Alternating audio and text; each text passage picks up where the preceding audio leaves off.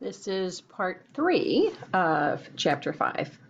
And we're going to talk about chronemics and physical appearance. So chronemics has to do with time, monochronic and polychronic. Now you'll remember we talked about this in Chapter 3 in intercultural communication, because different cultures deal with time differently.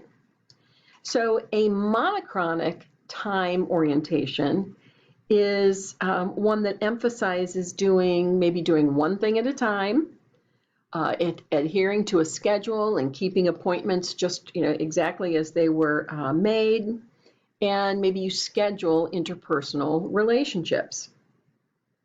So in a monochronic time orientation, this is where we use time, waste time, take time, spend time. In a polychronic time orientation, it really emphasizes doing maybe multiple things at once. A polychronic culture, time is kind of fluid, and strict adherence to schedules and appointment times isn't the priority. Now let's talk about physical appearance.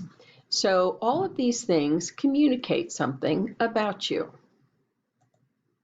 So your physical appearance can be a multitude of things. It can be, how you wear your hair. It could be the jewelry that you have. It could be your clothes, right? So all these things communicate something about you. We may not always know right away what the individual is trying to communicate, but we know that they're communicating something, right? So when you look at this woman, what is she communicating to you? She has a non-traditional hairstyle, non-traditional hair color. It's got some vibrant jewelry, some rhinestones on her face. What is this woman trying to communicate? Okay, she's dressed very conservatively. She looks the part of a business executive. That's probably what she's trying to communicate. Okay, let's talk about body art. I have an example where a nephew and his girlfriend were coming to spend some time with us.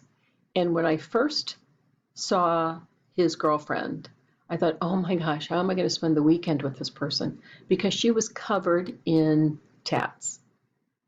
And I had a preconceived idea that people covered with tats were like, bikers and things like that. Maybe a meth head, whatever.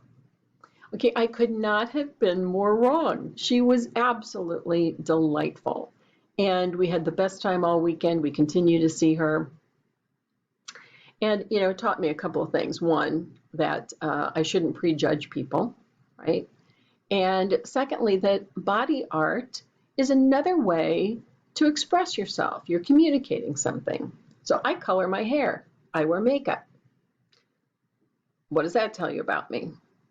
And now I have a whole different viewpoint on people who have body art. It's just another way of self-expression and communicating. Here he is, it might look like a completely different person, right? He's not showing all the tats. He's looking very formal and conservative in a tux.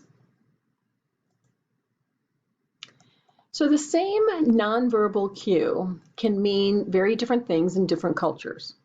So think for a moment, what is he telling you? What is that gesture? What does that gesture mean to you? Well, to me, it means he's saying that the food is really good. He's liking it. Hey, this is pretty good stuff. But in some other cultures, that can be an obscene gesture. So you just have to know if you're traveling, or you're not necessarily traveling, but you're working with folks of different cultures, how are they going to interpret your gestures? Here's another short video on spatial behavior.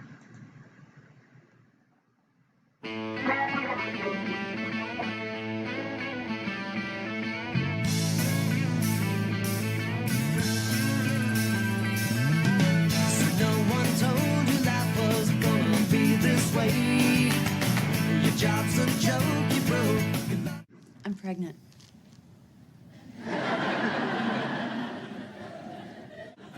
And you're the father, by the way, but you got it.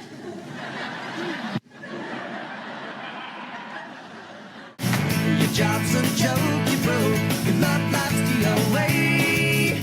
No, I could get him to forgive us. I don't know. I'm telling you. I can do it. Yeah, he can do it. It's like you're always stuck in second gear. He was like this crazy-eyed, hairy beast man. He was like a Bigfoot or a Yeti or something. Hi, just so you know, we didn't mean to fog you. We actually thought you were like a Yeti or something.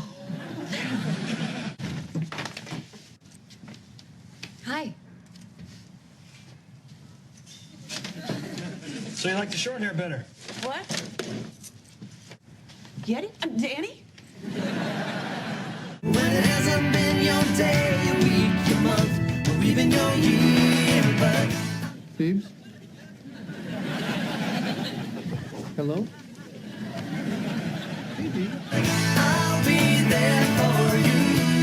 When the rain starts to fall, I'll be there for you. Like I've been there before. I'll be there for you. If you two are happy, then I'm happy for you. I'm fine. Really? Absolutely. I'm fine. Totally fine.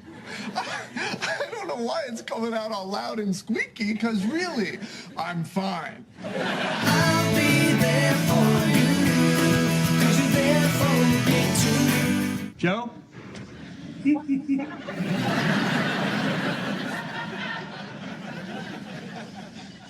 Well, I guess Joey went home. Oh, and look, there is still one box that I have to unpack.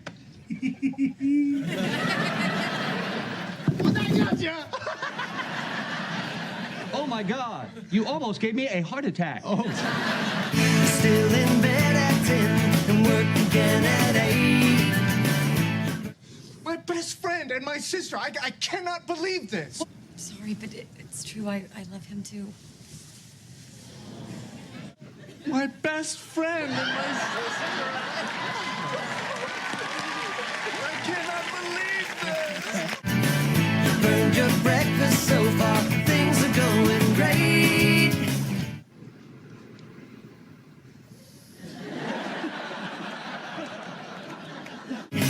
Your mother warned you there'd be days like these, but you Let's put aside the fact that you accidentally picked up my grandmother's ring and you accidentally proposed to Rachel. When people do this, I don't really know what that means. I'm sorry.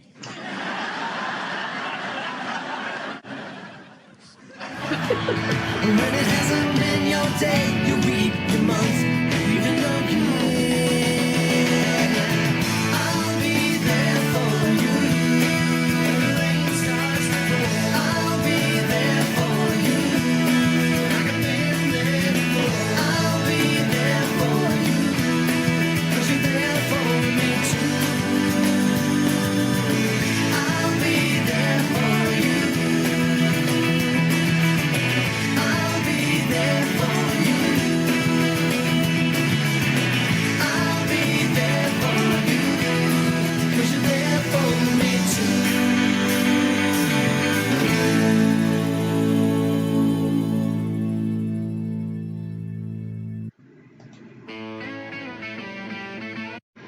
Okay.